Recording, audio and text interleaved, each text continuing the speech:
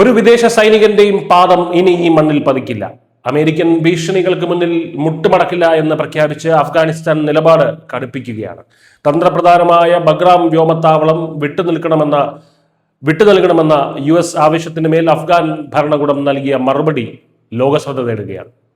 Bagram വ്യോമത്താവളം ഉൾപ്പെടെ അഫ്ഗാനിസ്ഥാന്റെ ഒരു ഭാഗത്തും വിദേശ സൈനിക സാന്നിധ്യം അനുവദിക്കില്ലെന്ന് അഫ്ഗാൻ വക്താവ് സബീഹുള്ള മുജാഹിദ് വ്യക്തമാക്കി.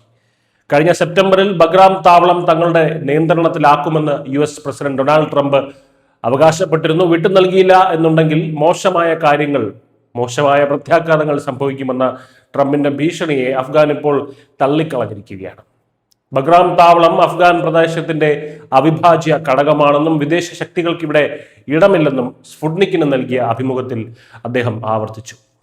വർഷങ്ങളോളം നീണ്ട US അധിനിവേശത്തിന് കേന്ദ്ര ബിന്ദുവായിരുന്ന താവളമാണ് ബഗ്രാം. താലിബാൻ അധികാരം പിടിച്ചെടുത്തതോടെ അമേരിക്ക ഉപേക്ഷിച്ചു പോയ ഈ താവളം തിരിച്ചുപിടിക്കാൻ വാഷിംഗ്ടൺ ലക്ഷ്യമിടുന്നുണ്ട്.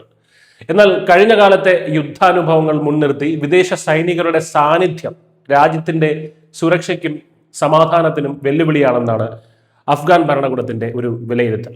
അഫ്ഗാൻ നേതൃത്വം മാത്രമല്ല, അവിടുത്തെ ജനതയും വിദേശ സൈനിക സാന്നിധ്യത്തെ ശക്തമായി എതിർക്കുന്നുണ്ട് എന്നതാണ് വസ്തുത. ഇത് കേവലം ഭരണകൂടത്തിന്റെ തീരുമാനമല്ല, മറിച്ച് രാജ്യത്തിന്റെ ആത്മാഭിമാനത്തിന്റെ പ്രശ്നമാണെന്നാണ് സബീഹുള്ള മുജാഹിദ് വ്യക്തമാക്കുന്നത്. അമേരിക്കയുടെ ഏത് സമ്മർദ്ദ തന്ത്രങ്ങളെയും പ്രതിരോധിക്കാനുള്ള തയ്യാറെടുപ്പിലാണ് അഫ്ഗാൻ സൈന്യം.